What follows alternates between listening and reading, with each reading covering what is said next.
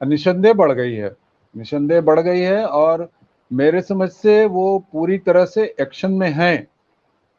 अभी पिछले दिनों उनका दिल्ली आना और दिल्ली में भी अपने दोनों उप मुख्यमंत्रियों को साथ लाना, प्रोटोकॉल की मीटिंग करना, राष्ट्रपति भवन जाना, प्रधानमंत्री से मिलना, और लौटते ही उत्तर प्रदेश में, आप आज की संभवतः घोषणा पर ध्यान आपने दिया हो या नहीं दिया हो, उन्होंने अपने सारे जितने सरकारी अधिकारी हैं उनकी मीटिंग की है, G9 की मीटिंग की है।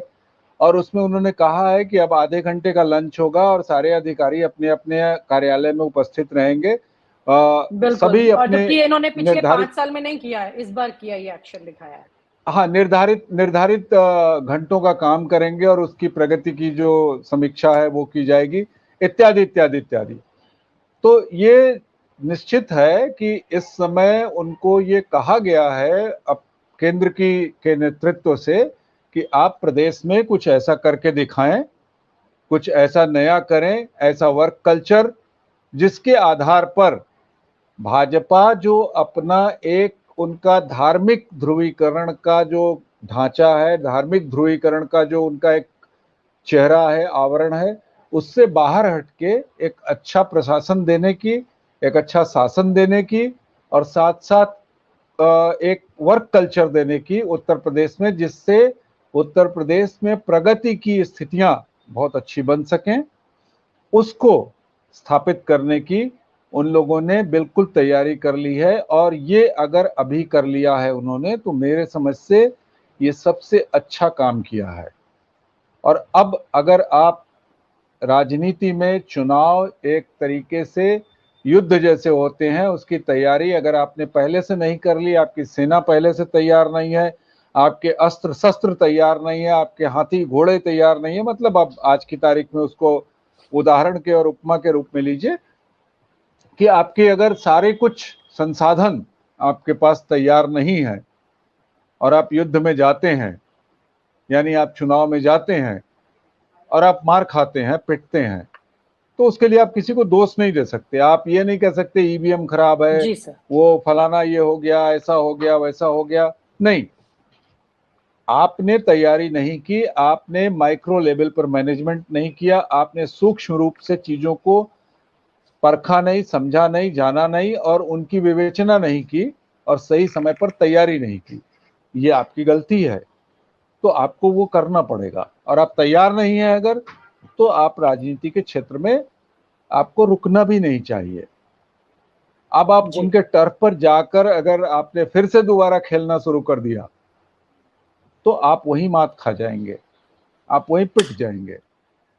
तो ये बहुत जरूरी है कि पहले से आप अपने एक समीकरण को तय कर लें, आप अपनी नई नीतियां तय कर लें, आप अपनी रणनीति तय कर लें कि आप किस तरीके से चुनाव में जाएंगे, क्या क्या करेंगे। आपका एक नीति तय करने वाला प्रकोष्ठ होना चाहिए जो आपके लिए नीतियां तय करे, आपको निर्धारित करके बताए, आप उस पर एक्शन लें, काम करें, और तब जाके आप कहीं अपने इस प्रतिशत को देखिए। कुल मत प्रतिशत कितना है जिस पर लड़ाई होनी है? 5 या 6%। कुल नए वोटर कितने आएंगे? 12%। तो आपको 11 से 12% की लड़ाई लड़नी है। जो 5-6% आपको छीनना है और जो 5-6% नए वोटरों में आपको पैठ बनानी है। अगर आपने उस पर तैयारी नहीं की और आप वहां नहीं गए और आपने उनको टच नहीं किया, उनको पकड़ा नहीं, उनको कब्जे में नहीं लिया, तो आप निश्चित रूप से एक हारा हुआ युद्ध लड़ रहे हैं। और हारा हुआ युद्ध लड़ने से कोई बेहतर है कि आप भी कोई दूसरा विकल्प देख लें। वो तोड़फोड़ करेंगे, वो आपको, आपके परिवार को तोड़ लेंगे, आपके संगठन को तोड़ लेंगे, आपके लोगों को तोड़ेंगे।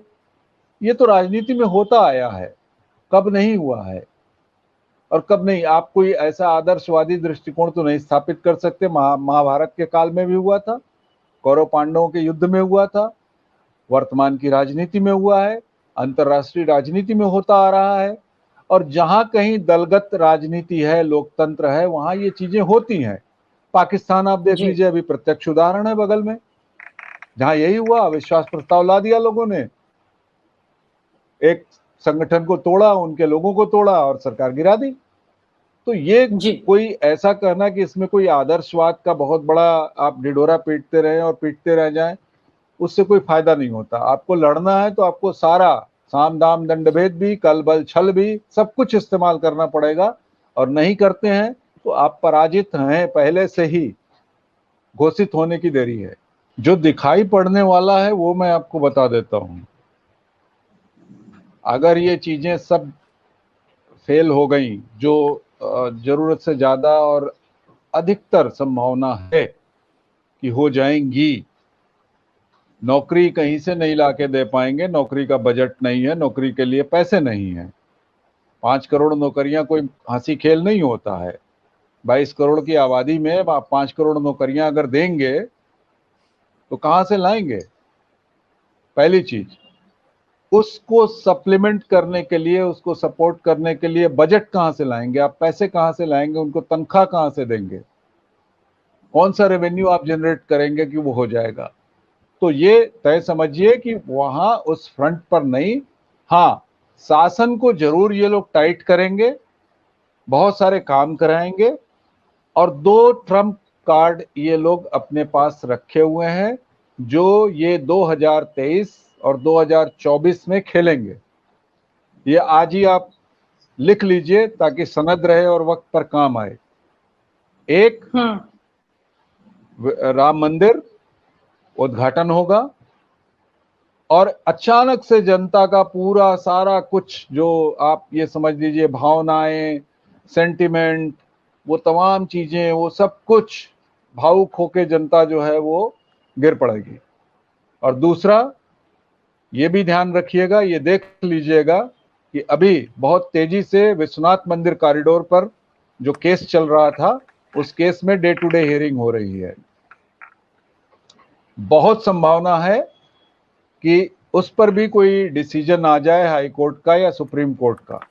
हाई कोर्ट में अभी उसकी डे टू डे हियरिंग चल रही है, हो सकता है हाई कोर्ट में उस पर डिसीजन आ जाए।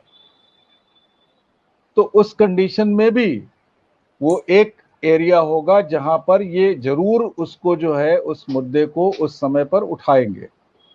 सुशासन, अच्छा शासन, एडमिनिस्ट्रेटिव सारा कुछ देखभाल, ये तमाम चीजें तो ये करते ही रहेंगे, ये तो पक्का है।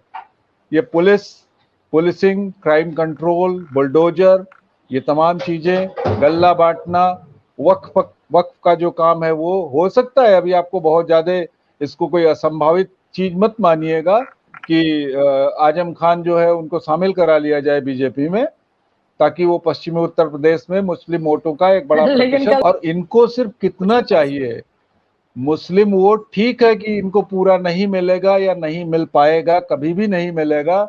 मुस्लिम एक साथ इनको वोट कभी नहीं करेंगे, ना इनके फेवर में जाएंगे। तो इनको कितना चाहिए? उसमें से 2-4% ही तो चाहिए। और अगर 2-4% भी ये मार ले गए, सेंध मार ली, उतना भी अपनी तरफ कर लिया, तो 2-4% इनका बहुत कुछ, बहुत सारी सीटों पर परिवर्तनकारी जो है रिजल्ट ला देगा इनके लिए। वो सीटें जहां पर ये बिल्कुल नहीं लड़ पाते हैं, बिल्कुल नहीं जीत पाते हैं, उन जगहों पर ये बड़ा परिवर्तनकारी होगा। तो ये तो तय समझिए कि ये रणनीति के हर उस क्षेत्र पर, जैसे ऑक्टोपस के 8 पैर होते हैं, गोजर के 64 पैर होते हैं, कनखजूरे के, तो कनखजूरा जो है उसके 2-4 पैर काट भी दो तो वो भी भाग जाएगा। ऑक्टोपस का 1 आध पैर कम भी होगा तो तैर लेगा। तो वैसे ही बीजेपी जो है इतने सारे अपने विकल्प खुले रख के चल रही है, उतरी है मैदान में और इतने सारे विकल्प खोल रही है अपने लिए कि उनका एक फेल हो तो प्लान बी फेल हो तो प्लान सी फेल हो तो प्लान डी तैयार है और बिल्कुल सामने है। तो ऐसी परिस्थिति में ये तो तय मान के चलिए कि वो अभी से अपने आप को अनडिफीटेड वो पोर्ट्रे कर रहे हैं, अनडिफीटेड अपने आप को स्थापित कर रहे हैं। अब जो बाकी बची पार्टियां हैं उनमें बची कौन? विकल्प के रूप में क्या बचा? 2 ही तो पार्टियां बची, सपा और बसपा। बसपा के लिए तो कोई संभावना की स्थिति नहीं दिख रही है, बची सपा। सपा अगर अपने 31% से आगे बढ़ के अब जाती है, कहीं अपने साथ 4, 5, 6, 8% तक वोटों को अगर जोड़ लेती है, खींच लेती है, इकट्ठा कर लेती है, तो संभावनाएं बनती हैं, अच्छी लड़ाई की संभावना बनती है, एक स्वस्थ कंपटीशन दिखाई देगा और बहुत क्लोज कॉन्टेस्ट बहुत सारी सीटों पर हो जाएगा। हार जीत का मार्जिन घट जाएगा और हो सकता है कि अंत आते आते तक अगर एंटी इनकम्बेंसी, जो महंगाई को लेकर, नौकरियों को लेकर, बिजली पानी की व्यवस्था को लेकर, अगर ये अपने वो तमाम वादे जो इन्होंने किए हैं उनको पूरा नहीं कर पाते हैं, उनको लेकर अगर कोई एंटी इनकम्बेंसी बनती है, तो सपा के लिए इतनी मेहनत और ये चीजें करना एक अच्छा विकल्प वो सदन में, मतलब संसद में प्रस्तुत कर सकते हैं, अच्छी तादाद में जा सकते हैं वहां पर जीतकर, और अच्छी कड़ी टक्कर तब बीजेपी को अपने विकल्प कहीं दूसरे राज्यों में तलाशने होंगे, और तब वो दूसरे राज्यों, और वो ऑलरेडी उस पर भी उनका काम चल रहा है। ऐसा नहीं है कि वो खाली बैठे हुए हैं या उन्होंने उन राज्यों की तरफ से ध्यान हटा दिए हैं। वो महाराष्ट्र पर, वो राजस्थान पर, वो मध्य प्रदेश पर, वो बिहार पर, वो हिमाचल पर, इन सारे राज्यों पर बहुत कठिन दृष्टि बनाए बैठे हुए हैं। दक्षिण में हो सकता है उनको बहुत ज्यादा कुछ न मिले, गुजरात उनके लिए एक बहुत बड़ी टेरिटरी है, महाराष्ट्र बहुत बड़ी टेरिटरी है, जहां वो कतई नहीं छोड़ना चाहेंगे उन सीटों को जहां पर वो किसी भी तरीके की संभावना या मार्जिन बहुत कम हो और जहां वो जीत सकते हैं। तो उनके पास वो एक प्लान बी भी है कि अगर उत्तर प्रदेश में हम घटते हैं, कहीं से हमारी स्थिति थोड़ी संकुचित होती है, तो ठीक है, हमारे पास एक प्लान बी है, हम तैयार है, हम उसको दूसरी जगह से कंपनसेट कर लेंगे। लेकिन अभी वो सब अपना सब कुछ लगा बैठे हैं और लगाए हैं, और वो उसको अंतिम दम तक नहीं छोड़ेंगे। उत्तर प्रदेश तो किसी हालत में उनके लिए 65-70 सीटों तक या उससे नीचे आने की बात वो सोचेंगे भी नहीं। और आप हमसे जुड़े रहने के लिए सब्सक्राइब करें YouTube पर, फॉलो करें Twitter पर और लाइक करें Facebook पर। और ज्यादा जानकारी के लिए आपको टाइप करना होगा सिर्फ न्यूज़ नशा।